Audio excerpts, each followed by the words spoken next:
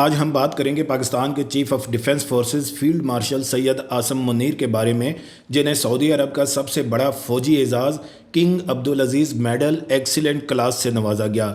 یہ تاریخی موقع اب سے کچھ دیر پہلے ریاض میں منعقدہ ایک تقریب میں پیش آیا، لیکن اس سے پہلے ہم آپ کو بتائیں گے کہ کیسے ایک سپاہی ایک چھوٹے سے گھر کے آنگن سے نکل کر دنیا کی سب سے طاقتور فوجی قوتوں میں سے ایک کی کمان سنبھالتا ہے۔ لیکن یہ محض ایک کامیابی کی کہانی نہیں، یہ اس لمحے کی کہانی ہے جب ایک شخص کی قیادت نے نہ صرف ایک قوم کی تقدیر بدلی بلکہ پورے خطے کے جغرافیائی سیاسی نقشے پر اپنا نشان چھوڑ دیا۔ آج ہم اس شخصیت کا تذکرہ کریں گے جسے پاکستان کا دوسرا فیلڈ مارشل ہونے کا اعزاز حاصل ہے اور جو پہلے چیف آف ڈیفنس فورسز بھی ہیں۔ ویڈیو کو آخر تک دیکھیے گا اور ہماری ویڈیو کو لائک، شیئر اور چینل کو سبسکرائب ضرور کر دیجیے گا۔ میں ہوں بشارت حسین کاظمی اور آپ دیکھ رہے ہیں کاظمی 360۔ فیلڈ مارشل سید عاصم منیر کا تعلق راولپنڈی کے ایک متوسط گھرانے سے تھا۔ ان کے ابتدائی تعلیم نے ان میں نظم و ضبط کی بنیاد رکھی۔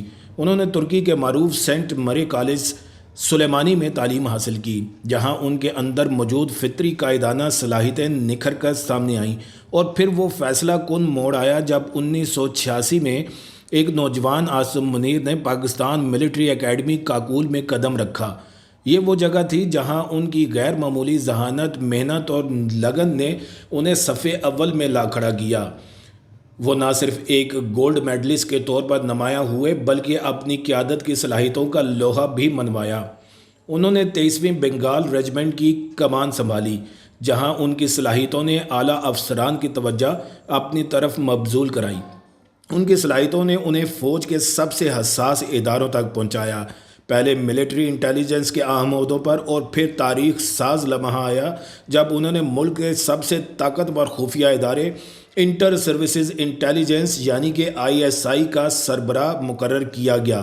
یہ عہدہ صرف اعتماد ہی نہیں بلکہ ایک بہت بڑی ذمہ داری بھی تھا، لیکن ان کی اصل آزمائش تو اس وقت سامنے آئی جب انہیں پاکستان آرمی کی قیادت سونپی گئی۔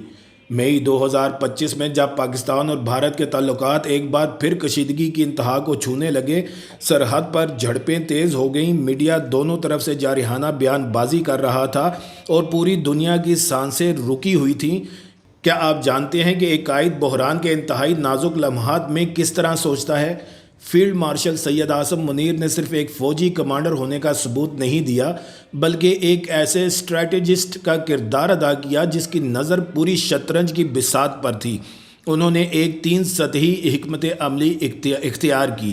نمبر 1، اعلیٰ ترین دفاعی حالت لیکن ایک واضح حکم کے ساتھ خود پر قابو رکھیں، جوابی کارروائی صرف مقررہ حدود میں رہ کر کی جائے گی۔ ان کا مقصد غلط فہمی سے پیدا ہونے والی جنگ کو روکنا تھا۔ نمبر 2، سفارتی سطح پر انہوں نے وزارت خارجہ کے ساتھ مل کر کام کیا تاکہ عالمی برادری کو بر وقت آگاہ کیا جا سکے اور بین الاقوامی دباؤ بڑھایا جا سکے۔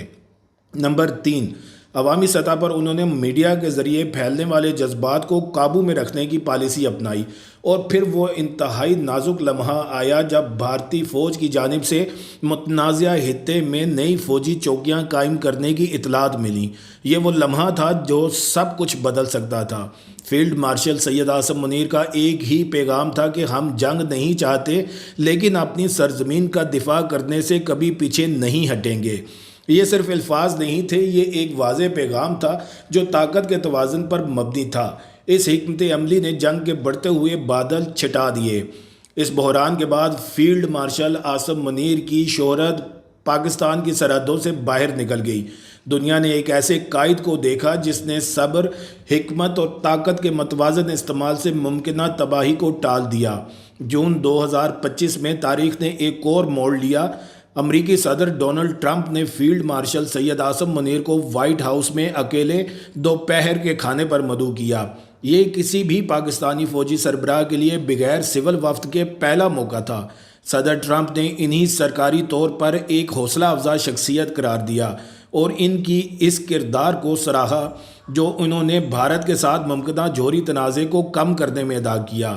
کیا یہ پاکستان کی خارجہ پالیسی کی ایک بڑی کامیابی نہیں تھی؟ عالمی پسندیدگی کا سلسلہ یہی نہیں رکا۔ اردن کے بادشاہ عبداللہ دوم نے فیلڈ مارشل عاصم منیر کو اپنے ملک کا سب سے بڑا فوجی اعزاز order of military merit first degree سے نوازا۔ دسمبر 2025 تک عالمی اداروں اور تجزیہ کاروں نے انہیں دنیا کے سب سے با اثر فوجی کمانڈروں میں شمار کیا، جن میں چین اور ترکی کے سربراہان بھی شامل تھے۔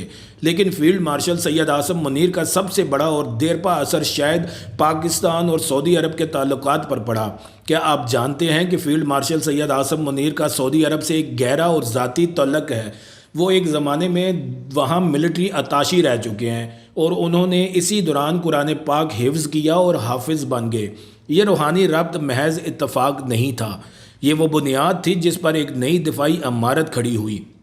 18 ستمبر 2025 کو دونوں ممالک نے ایک اسٹریٹجک باہمی دفاعی معاہدے پر دستخط کیے۔